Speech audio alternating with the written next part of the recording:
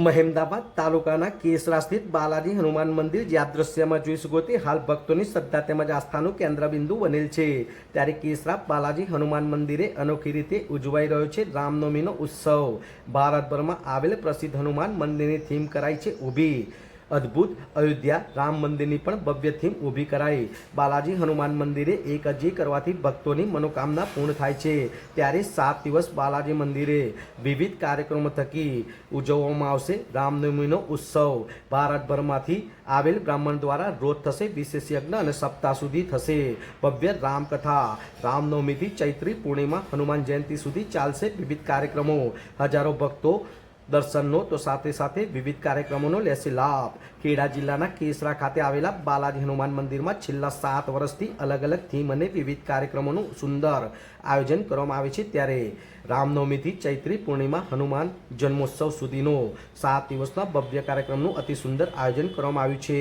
અયોધ્યામાં અને અયોધ્યાના રામ મંદિર સાથે ભારતભરમાં આવેલ પ્રસિદ્ધ હનુમાન મંદિરની સુંદર ઝાંખી ઊભી કરવામાં આવી છે। બાલાજી હનુમાન મંદિરના પ્રાંગણમાં ભારતના વિવિધ 11 હનુમાનજીની પ્રતિમા જેમાં અયોધ્યા રામ મંદિરની થીમ આબેહૂબ ઊભી કરવામાં આવી છે અને તેમાં રાજસ્થાનના સાલાસર હનુમાનજી, મેદીપુરના બાલાજી હનુમાનજી, અમદાવાદ કેમ્પના હનુમાનજી તથા સારંગપુરના હનુમાનજી, અયોધ્યાના હનુમાનગઢી તથા પ્રયાગરાજના સુતેલા હનુમાનજી, હમ્પીના યંત્ર હનુમાનજી, દ્વારકાના મકરધ્વજ, વારાણસીના સંકટમોચન, પૂનાના ડુલિયા મારુતિ જેવા વિવિધ હનુમાનજીના મંદિરોની અતિ સુંદર ઝાંખી ઊભી કરવામાં આવી છે।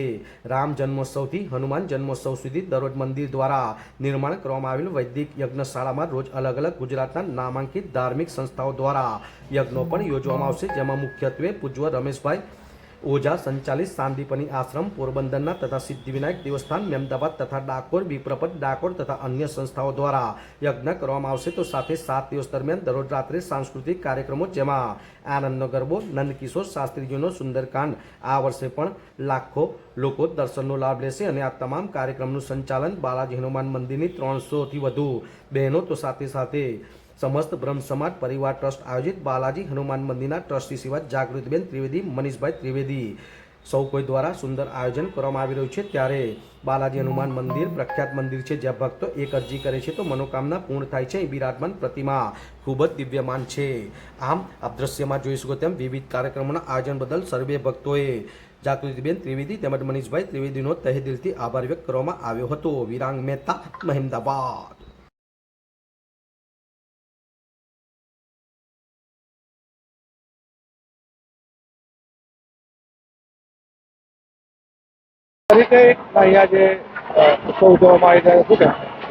મારું નામ જાગૃતિબેન મનીષભાઈ ત્રિવેદી છે। સમસ્ત બ્રહ્મ પરિવાર ટ્રસ્ટ દ્વારા સંચાલિત બાલાજી હનુમાન મંદિર કેસરા, તાલુકો મહેમદાવાદ, જિલ્લો ખેડા।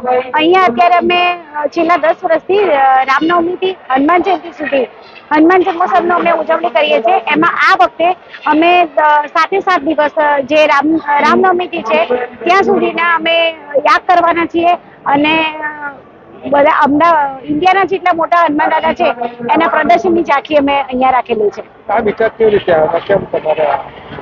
અમે શ્રાવણ મહિનામાં 12 જ્યોતિર્લિંગ કર્યા ને ત્યારે અમને વિચાર આવ્યો હતો કે આ હનુમાનજી કદાચ ગામડાની પબ્લિક જોવા નથી જઈ શકતી, માટે અમે ઝાંખી કરીએ તો એમને ખબર પડે કે આ હનુમાનજી અહીંયા આ સ્વરૂપે આવેલા છે।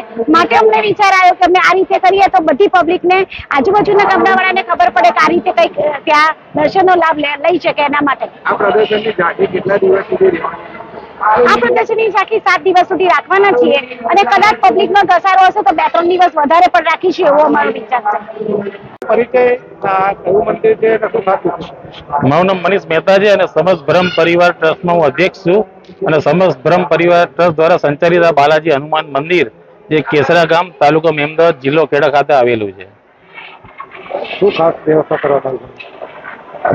છેલ્લા 7 વર્ષથી રામનવમીથી હનુમાન જયંતિ સુધી અલગ અલગ કાર્યક્રમો આ મંદિરમાં કરવામાં આવે છે, પણ આ વખતે ટ્રસ્ટના જે મેનેજિંગ ટ્રસ્ટી જાગૃતિબેન ત્રિવેદી છે એમને એક અલગ ખ્યાલ આવ્યો અને એક અદ્ભુત એક કાર્યક્રમ નક્કી કરવામાં આવે છે જેમાં રામ ભગવાનની જે અયોધ્યા નગરીની આબેહૂબ છબી ઊભી કરવામાં આવી છે અને ભારતભરના જે સૌથી મોટા અને પ્રચલિત 11 જે હનુમાન મંદિરો છે એ મંદિરોની ઝાંખી પૂરી પાડવામાં આવી છે।